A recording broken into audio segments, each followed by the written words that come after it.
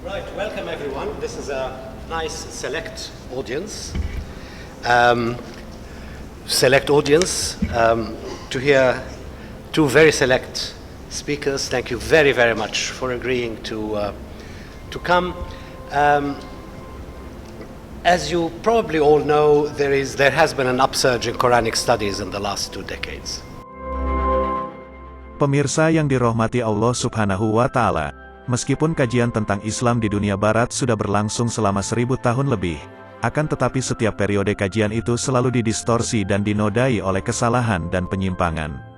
Kajian Islam di barat dimulai dari abad ke-10 dan ke-11.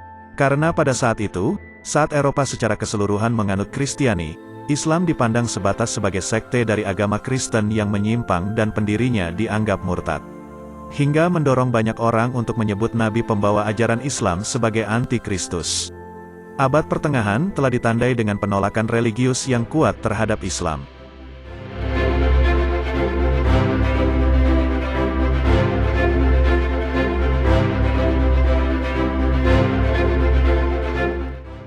Bagaimanapun juga, pada saat itu Barat menunjukkan gairah keingintahuan pada pemikiran Islam, termasuk di bidang filsafat dan sains. Juga pendidikan Islam, seni dan teknologi mendapat penghargaan yang tinggi.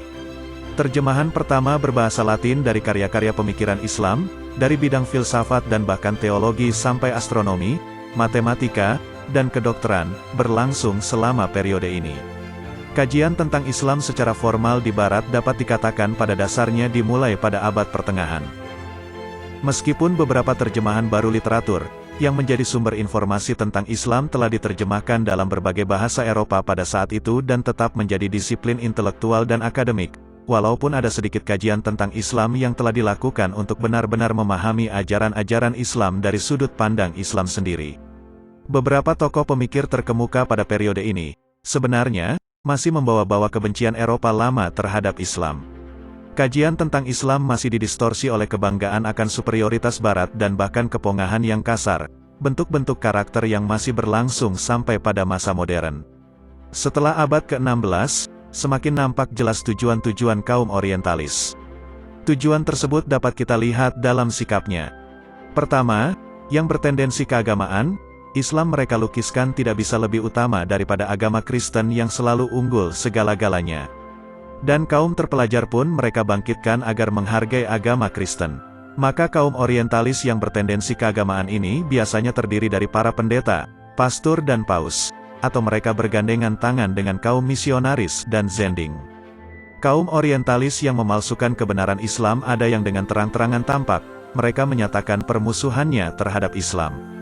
Tetapi ada juga yang di dalam memasukkan racun kebencian dan permusuhannya itu amat hati-hati dan halus, sehingga tampaknya tidak kentara, namun kadar racun yang mereka bubuhkan itu telah mereka perhitungkan, agar umat Islam tidak merasa kaget sehingga curiga terhadap orientalis tersebut.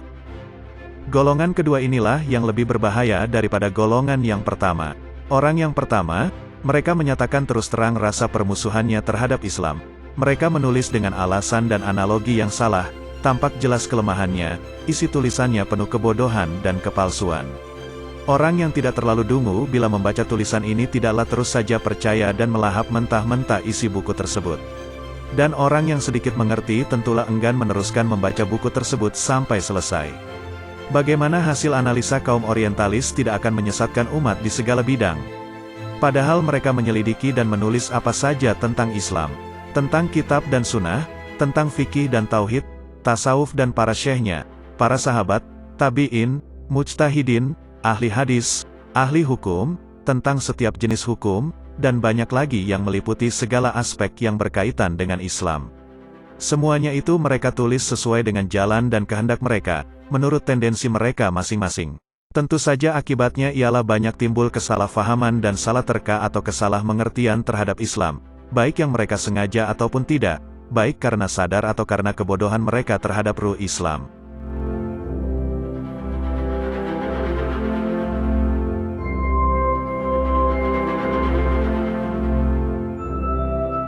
Pada abad ke-19 studi-studi orientalisme diakui secara resmi, termasuk kajian-kajian keislaman di berbagai universitas-universitas barat dan acap kali mendapat dukungan dari pemerintah-pemerintah kolonial, seperti Inggris Raya, Prancis, Belanda, dan Rusia.